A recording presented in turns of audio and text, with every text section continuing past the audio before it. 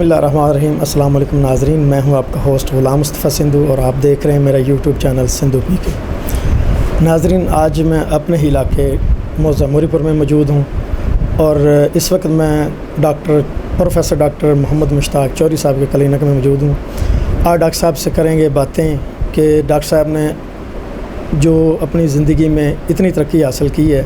Doctor صاحب surgeon ہیں ہمارے علاقے کے اور ایک نام ہے، ان کی زندگی پہ مکمل جو ہے وہ بات چیت کرتے ہیں۔ السلام علیکم۔ وعلیکم السلام جی۔ ڈاکٹر صاحب کیا حال چال ہے جی؟ الحمدللہ جی، آپ کی دعائیں۔ پہلے تو میں جی آپ کا شکریہ ادا کرتا ہوں کہ آپ نے اتنا ٹائم نکالا اور میرے بارے میں آپ ٹائم نکال کے آئے اور مجھ سے بات چیت کرنے کے لیے۔ الحمدللہ جی ٹھیک ٹھاک ہوں جی۔ میرا نام ڈاکٹر محمد مشتاق ہے جی، اور جو تھوڑا سا بایو ڈیٹا یہ ہے کہ میرا تعلق موری پور سے ہے اور آج کل میں ملتان میڈیکل ڈینٹل کالج میں پروفیسر ہوں اور شام کو کلینک ہے خانے وال میں۔ اچھا ڈاکٹر صاحب، یہ بتائیں کہ آپ MBBS FCPS surgery general and laparoscopic surgeon ہیں، آپ کو یہاں تک پہنچنے کے لیے کن کن مشکلات کا سامنا کرنا پڑا؟ میرا تعلق جی موری پور ہے، جو کہ غریب خاندان سے تعلق ہے، کمبو برادری سے۔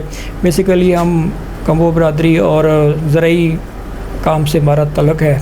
جب یہاں سے میں نے شروع کیا میٹرک تعلیم یہاں 10ویں تک گورنمنٹ ہائی اسکول موری پور سے حاصل کیا، اور جب یہاں میں پڑھ رہا تھا میرے بڑے دوست کہتے تھے کہ یہاں سے پڑھنے کا کوئی فائدہ نہیں، یہاں سے آج تک کوئی نہیں نکلا، لیکن الحمدللہ استادوں کی اور والدین کی محنت سے، دوستوں کی دعاؤں سے تو یہاں سے میٹرک کیا۔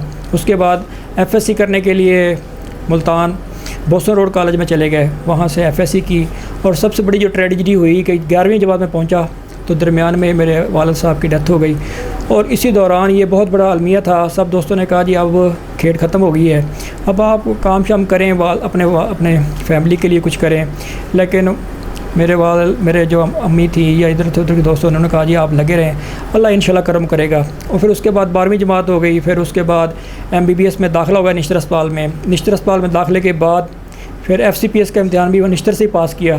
پاس کرنے کے بعد پھر گورنمنٹ ڈیوٹی کو جوائن کیا۔ ڈیوٹی کرنے کے بعد کچھ دنوں بعد لگا کہ یہ کام مشکل ہے، پھر وہاں سے ریزائن کر کے ملتان میڈیکل ڈینٹل کالج میں چلے گئے۔ وہاں پھر سینئر رجسٹرار سے ترقی کرتے کرتے پروفیسر پر پہنچ گئے ہیں، اور آج کل وہاں پروفیسر ہیں۔ کیا آپ بیرون ملک بھی تعلیم حاصل کرنے کے لیے گئے ہیں؟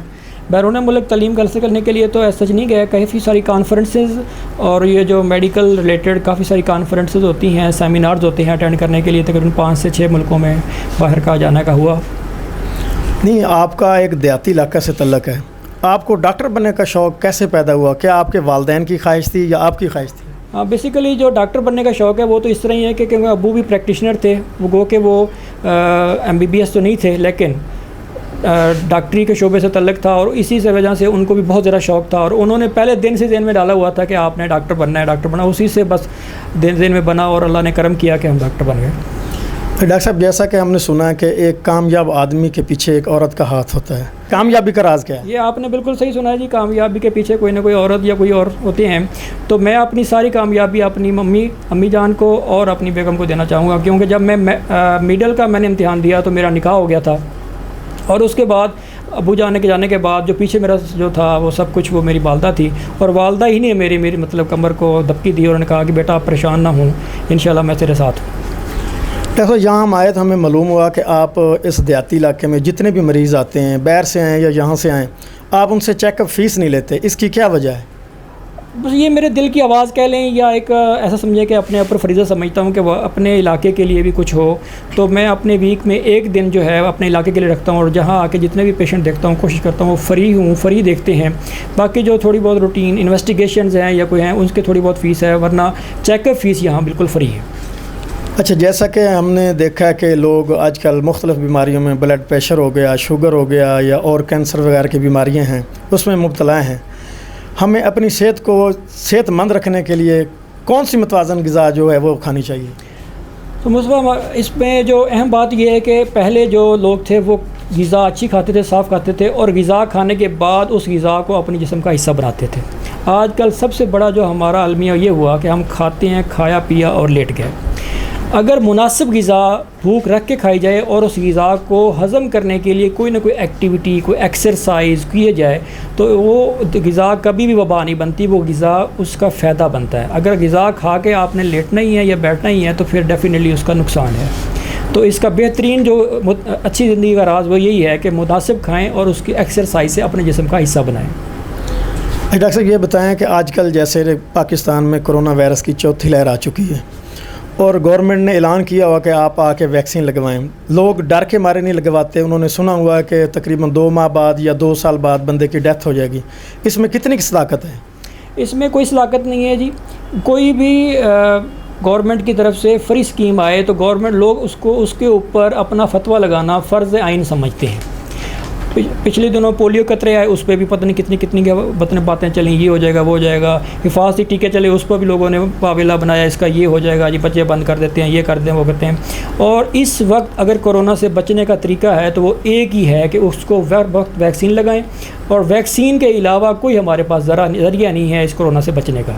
اس کو جلد از جلد لگوانا چاہیے، اور یہ جو ہے جھوٹی موٹی ادھر ادھر کی باتوں پہ بالکل یقین نہیں رکھنا چاہیے۔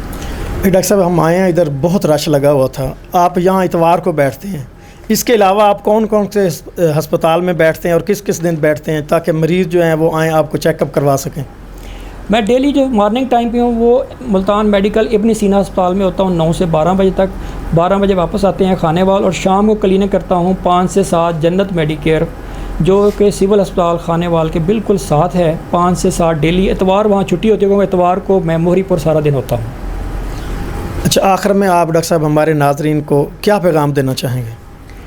جو اچھا سب سے پیغام یہی ہے کہ دوسروں کی بھلائی، اگر آپ دوسروں کے لیے ورک کرتے ہیں تو انشاءاللہ آپ خوشی وہ خریدتے ہیں جو انمول ہے، جو خوشی آپ کو دوسروں کی ہیلپ کر کے ملتی ہے وہ کسی طرح نہیں مل سکتی۔